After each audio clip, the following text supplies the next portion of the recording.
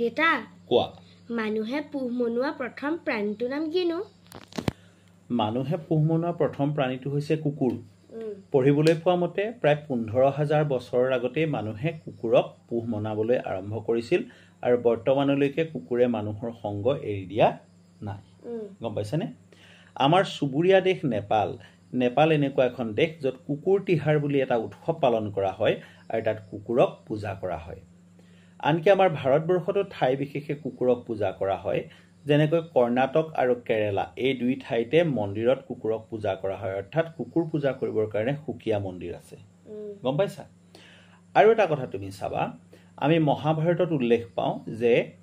পাণ্ডৱসকল যেতিয়া স্বৰ্গলৈ যাবলৈ আৰম্ভ কৰিছিল তেতিয়া তেওঁলোকে লগত এটা কুকুৰ লৈ গৈছিল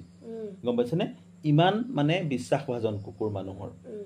আনহাতে আদ্যনাথ শৰ্মা ডাঙৰীয়াই যিখন ভাৰত মনীষা নামৰ কিতাপ লিখিছিল সমস্ত শাস্ত্ৰৰ সাৰ কথাবিলাক চৰিত্ৰবিলাকৰ উল্লেখ কৰিছে তাত কুকুৰ বুলি এটা চৰিত্ৰ পাইছিলোঁ আৰু কুকুৰ এজন ৰজা আছিল গম পাইছা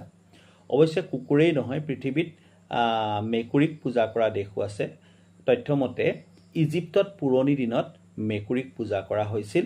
আৰু সেইটো অৱশ্যে বৰ্তমান সেই পৰম্পৰা ইজিপ্তত নাথাকিলেও এটা সময়ত মেকুৰীক পূজা কৰা হৈছিল বুলি তাত প্ৰমাণ পোৱা গৈছে